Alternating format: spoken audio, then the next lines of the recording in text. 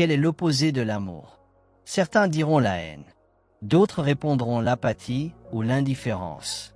Quelques-uns pourraient suggérer le contrôle, voire la mort. Mais regardez de plus près. Aucun de ces concepts n'est véritablement l'opposé de l'amour. La haine, par exemple, n'est pas l'ennemi de l'amour. Elle est son ombre, un masque déformé et tremblant. La haine ne peut exister seule. Elle s'appuie toujours sur quelque chose de plus profond. Et si vous suivez ses racines assez loin, vous découvrirez la peur. Prenez l'homme qui se vante de sa cruauté. En surface, il semble fort, imposant, voire craint par les autres. Mais sous cette posture se cache la terreur d'être impuissant, indigne ou de n'être rien. Ou regardez la jalousie. Elle semble aiguë, amère, dévorante. Pourtant, au fond, c'est la peur de ne pas être assez. La peur d'être abandonné, d'être invisible. Considérez l'arrogance. Elle ressemble à de la confiance, elle sonne comme de la certitude. Mais l'arrogance n'est qu'une tentative sans fin de masquer une blessure. L'arrogant doit sans cesse faire ses preuves, car il est terrifié à l'idée d'être insignifiant. Son orgueil est le masque qu'il porte pour cacher la peur d'être invisible. Pensez à la personne ignorante qui insiste pour avoir toujours raison, qui argumente sans fin et refuse d'écouter. En apparence, cela semble de la force, voire de la certitude. Mais regardez de plus près, et vous verrez que c'est la peur qui mène la danse. La peur d'avoir tort, la peur d'être exposé, la peur que si ses idées s'effondrent, elles s'effondrent avec elles. Pour comprendre la racine de tout mal, il ne faut pas regarder la haine, la cruauté ou l'arrogance en elles-mêmes, mais la cause profonde qui leur donne vie. Et cette racine, c'est la peur. Peur de la perte, peur du rejet, peur de la mort. Supprimez la peur, et toute la maison de la souffrance s'écroule. Si vous observez attentivement le comportement humain, vous verrez à quel point il est discrètement guidé par l'ego. L'ego, c'est cette image fragile de « moi » que nous portons. L'histoire de qui nous pensons être, de ce que nous possédons, de ce que les autres pensent de nous. Et l'ego a toujours peur, car au fond, il sait qu'il n'est qu'une histoire, un masque, un ensemble de souvenirs et d'étiquettes qui pourraient être arrachés en un instant. Les gens s'accrochent donc aux possessions, non pas parce que les objets comptent tant, mais parce que les perdre revient à perdre une partie d'eux-mêmes. Ils recherchent la reconnaissance et le statut, non seulement pour la joie, mais parce que l'ego ne supporte pas d'être invisible. C'est pourquoi les êtres humains s'emportent, s'agrippent, dominent et se défendent. Pas parce qu'ils sont mauvais au fond, mais parce que leur ego a peur de disparaître. Et quand vous comprenez cela, vous cessez de prendre les comportements des autres personnellement. Vous commencez à voir que la cruauté, l'entêtement, l'arrogance que vous rencontrez sont en réalité des tentatives désespérées de protéger un sentiment fragile de soi. Et soudain, au lieu de voir un ennemi, vous voyez un enfant effrayé se cachant derrière un masque. Si vous vous regardez honnêtement, vous verrez que vous avez fait exactement la même chose. Nous avons tous menti, défendu, attaqué ou nous sommes retirés, non par amour, mais par peur que l'ego ne se brise. Et lorsque vous remarquez cette même peur en vous, les murs commencent à se fissurer. Vous ne pouvez plus les mépriser, car vous reconnaissez ce même tremblement dans votre propre poitrine. La vraie question est donc, quelle est cette peur qui hante l'ego? Car la plupart de ce que nous appelons peur n'a que peu à voir avec ce qui se passe maintenant. Elle concerne presque toujours demain, des choses qui n'ont pas encore eu lieu. Et nous sommes merveilleusement ingénieux à ce sujet. Nous inventons tout un musée de peur.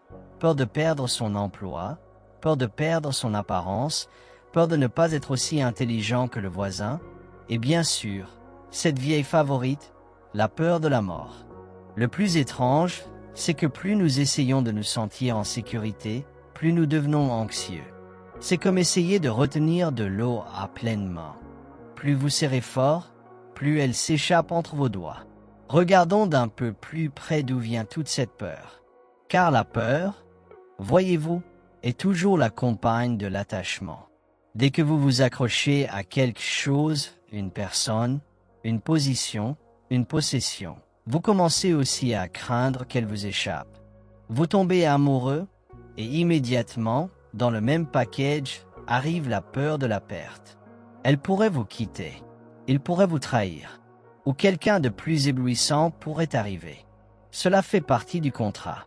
Pourtant, si vous vous arrêtez un instant, vous réalisez que vous alliez parfaitement bien avant l'arrivée de cette personne.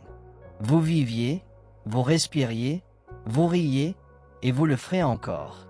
Il en va de même pour notre interminable défilé de « et si ». Et si je perds mon emploi? Et si la banque s'effondre? Et si je me rends ridicule?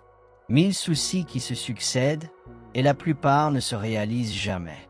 Hier, vous les portiez aussi, et pourtant vous êtes toujours là, en un seul morceau. Les êtres humains, après tout, sont étonnamment adaptables. Nous pouvons vivre dans des déserts, des jungles ou aux pôles gelés. Nous pouvons nous adapter à presque tout. La vérité curieuse, c'est que la peur ne concerne pas vraiment les événements. Elle naît de notre résistance au changement, de notre espoir désespéré que la vie reste exactement telle qu'elle est. Et c'est la seule chose que la vie ne fait jamais. Bien sûr, la plus grande peur de tout est qu'un événement absolument catastrophique se produise. Que le monde s'effondre, que la société s'écroule, que le ciel nous tombe sur la tête. Les gens prophétisent ce genre de choses depuis des milliers d'années, et un jour, ils auront raison. Mais réfléchissons Y. Supposons que le monde s'arrête vraiment demain. Où serez-vous? Pas assis sur un rocher solitaire, regardant tout partir en fumée pendant que vous balayez les débris. Non, vous disparaîtrez avec lui, rideaux baissés, lumières éteintes, et personne dans le public pour se plaindre du spectacle.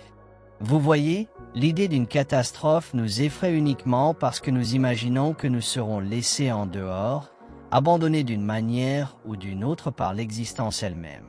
Mais la vie n'a jamais fonctionné ainsi. Vous êtes arrivés avec elle. Vous avez été portés par elle. Et quand elle partira, vous partirez aussi. La véritable fin qui nous hante n'est pas celle du monde, mais celle de notre petit théâtre mental, cette boîte à bavardage que nous appelons l'esprit. Car l'esprit a terriblement peur d'être percé à jour. Parce que lorsque la conscience brille, ses tours se dissolvent, et cela ressemble à la mort. Mais voici le gag, quand l'esprit se tait, ce n'est pas du tout votre fin. C'est comme se réveiller d'un rêve que vous avez pris pour la réalité et découvrir que vous étiez en sécurité dans votre lit tout ce temps. Maintenant, voici un jeu curieux que nous jouons avec nous-mêmes. Et il a tout à voir avec les mots. Car le mot n'est jamais la chose. Vous pouvez dire « feu » 1000 fois sans jamais vous brûler. Vous pouvez boire le mot « eau » jusqu'à ce que votre langue s'assèche. Et pourtant, dites le mot « peur » et quelque chose frissonne dans le ventre, comme si le son lui-même portait un fantôme. Imaginez que vous ressentiez cette tension familière dans la poitrine, ce petit frisson dans les nerfs. Si vous ne le nommez pas, ce n'est qu'une sensation, une vague d'énergie qui passe, pas plus alarmante qu'une brise. Mais dès que vous déclarez « c'est de la peur », vous avez tissé tout un drame autour. Soudain, ce n'est plus simplement une sensation. C'est la peur de l'échec, la peur du rejet, la peur de demain. Nous vivons dans un monde de symboles, de mots, d'étiquettes, de descriptions, et nous les confondons avec la réalité. Comme on dit, la carte n'est pas le territoire. La vraie question est donc, pouvez-vous ressentir sans nommer? Pouvez-vous laisser votre corps trembler un peu sans immédiatement écrire une histoire à ce sujet? Car dans cette pause réside le secret. Sans le mot, la peur s'effondre en pure sensation. Rien de plus qu'une vague dans le courant. Et alors, vous découvrez une vérité délicieuse. La peur n'a jamais été quelque chose de solide. Ce n'était qu'un mot qui courait après sa propre queue. Vous remarquerez peut-être que plus vous luttez contre la peur, plus elle grandit. C'est comme essayer de repousser des sables mouvants. Plus vous vous débattez, plus vous vous enfoncez. Et pendant ce temps, notre esprit agité murmure. Fais quelque chose. Arrange ça. Combat-la. Comprends-la. Mais que se passe-t-il si vous ne faites rien? Si, au lieu de résister, vous l'observez simplement, comme si c'était un oiseau qui chante dehors. Vous ne vous précipitez pas pour corriger l'oiseau. Vous l'écoutez, c'est tout. Et l'esprit n'aime pas ça du tout, car la peur est son masque, sa performance préférée. L'esprit lui-même est creux, rien que des échos et des bavardages, et il s'accroche à la peur pour avoir de la substance. Car si vous veniez à percer le truc, à surprendre le magicien avec les manches retroussées, tout le spectacle s'effondrerait. Bien sûr, il existe une forme de peur qui a parfaitement du sens.